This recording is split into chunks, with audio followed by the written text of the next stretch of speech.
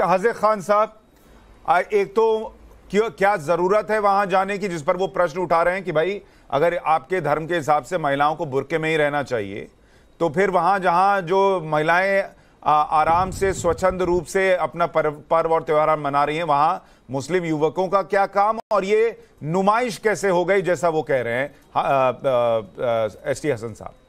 देखिए सुशांत जी, बात यह है कि हमारा मुल्क जो है, हमारे मुल्क के संविधान ने सारे मज़ाहिब के लोगों, 8 मज़ाहिब के लोग रहते हैं और सारों को आज़ादी दी है अपने अपने एतबार से अपने मज़हब के उसूलों को, आस्थाओं को पालन करने का।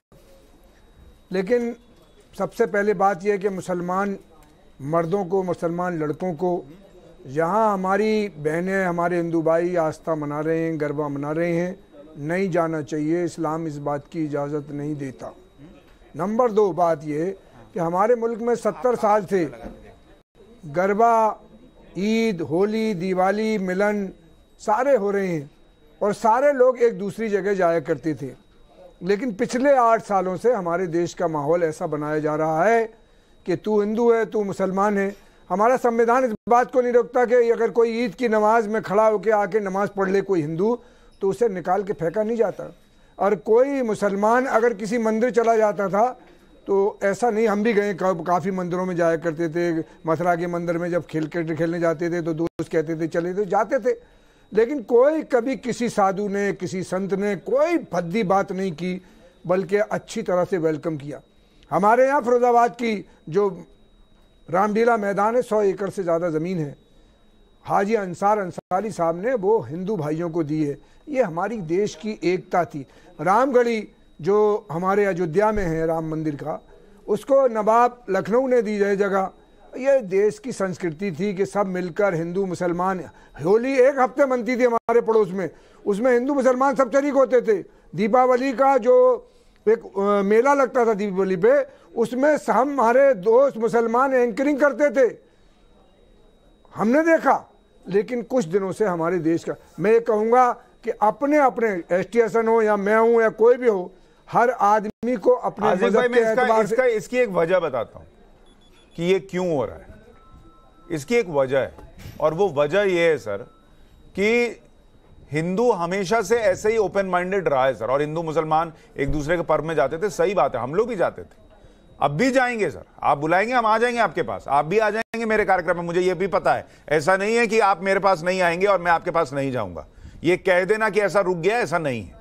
लेकिन एक अवेयरनेस हिंदू में ये जगी है, या आप कहिए कि उसकी सोच ये हो रही है कि जब आप एक तरफ ऐसा दिखता है कि धर्म को लेकर बहुत कट्टरता है, मेरे धर्म के बारे में अगर ऐसा बोल दिया तो काट देंगे, मार देंगे, बर्दाश्त नहीं करेंगे, ये नहीं सहेंगे, तो दूसरे तरफ कुछ लोगों को लगने लगा कि अगर आप अपने धर्म को लेकर इतने सेंसिटिव हैं तो फिर हमको भी हो जाना चाहिए, हम इतने साल से चुप क्यों हैं।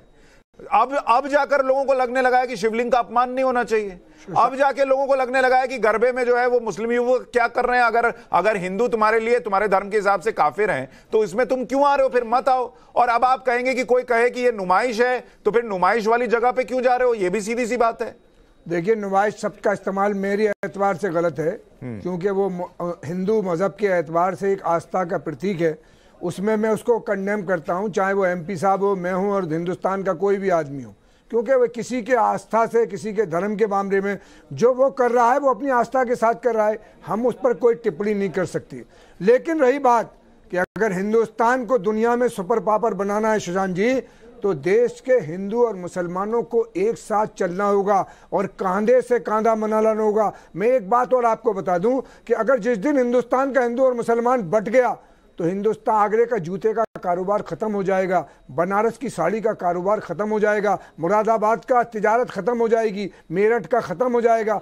फिरोजाबाद की जो स्वाग नगरी है, स्वाग नगरी कहलाती है फिरोजाबाद, जहाँ चूड़ियां तैयार की जाती हैं और औरतों का वो स्वाग होती है चूड़ी, जिसका 1 मिनट मुझे वहां पर 95% लेबर मुसलमान और वहां 95% फैक्ट्री ओनर हिंदू, ये दोनों अगर एक साथ नहीं चलेंगे तो हाँ, तो हाजिर भाई आप बिल्कुल सही कह रहे हैं। ये बात तो उन लोगों को भी समझनी होगी ना जो सर तन से जुदा बोलते हुए घूम रहे हैं कि अगर सबका सर तन से जुदा कर दोगे तो ये जो कांवड़ियों के लिए कांवड़ बनाते हो वो तुमसे कोई खरीदेगा नहीं। अगर सबका सर तन से जुदा कर दोगे तो इतने सारे बिजनेसेस में जो मिलकर काम कर रहे हो वो करोगे नहीं, ये भी समझना होगा। गुलाम भाई, गुलाम हाफिज सरवर साहब जुड़ गए, आपके पास भी आऊंगा।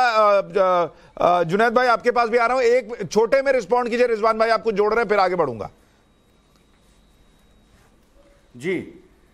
हाँ, हाजी हसन साहब ने बड़ी अच्छी बात कही। उन्होंने ये भी बताया कि मुसलमानों ने हिंदुओं को कहाँ ईदगाह दिया, कहाँ क्या क्या दिया, और साथ में उन्होंने ये भी बताया कि क्या क्या व्यापार बंद हो जाएंगे अगर हिंदू मुसलमान बढ़ गए। तो हाजी साहब अगली बाइट में ये भी बता दीजिएगा कि देश के मुसलमानों को हिंदुओं ने क्या क्या दिया, और ये भी बता दीजिएगा कि अगर हिंदू मुसलमान बढ़ गए तो मुसलमान कैसे भूखा मर जाएगा, ये भी बता दीजिएगा। और दूसरी बात, आपने बताया हम होली भी खेलते थे, दिवाली भी खेलते थे, तो चलिए आज आप मंच से हम सब आपके लिए ताली बजाएंगे। आप ये बोलिए कि मुसलमानों को दीपावली में, होली में शिरकत करनी चाहिए, होली खेलनी चाहिए, भारत माता की जय बोलना चाहिए, वंदे मातरम गाना चाहिए, तभी देश सुपर पावर बनेगा। सुपर पावर बनाने की पूरी जिम्मेदारी हिंदुओं को ना दीजिए, खुद भी ले लीजिए। चलिए बोलिए, हम सब सुनने को बेकरार हैं।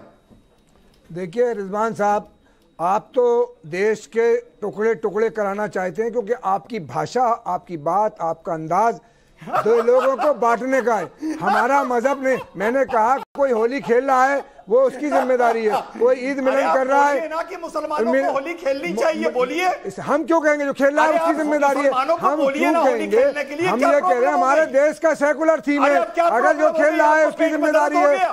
अगर दर्द हो गया, हमारे कोई दर्द नहीं है, आप नफरत बांट रहे हो, आपके अंदर नफरत है, आपके अंदर अगर बगावत है, अगर धर्म से भी बगावत है और उनसे, तो हमारा बोलिए भारत माता की जय बोलिए, वंदे मातरम गाइए, होली बनाइए, दीपावली बनाइए, बोलिए। वंदे मातरम को दुनिया में AR रहमान ने जन्माया है। AR रहमान ने पूरी दुनिया में, वो मुसलमान है, बपड़ी उतर गई। AR रहमान। एक मिनट रिजवान भाई, आसिफ भाई एक मिनट रुकिए, मैं औरों का भी रिएक्शन ले लूं।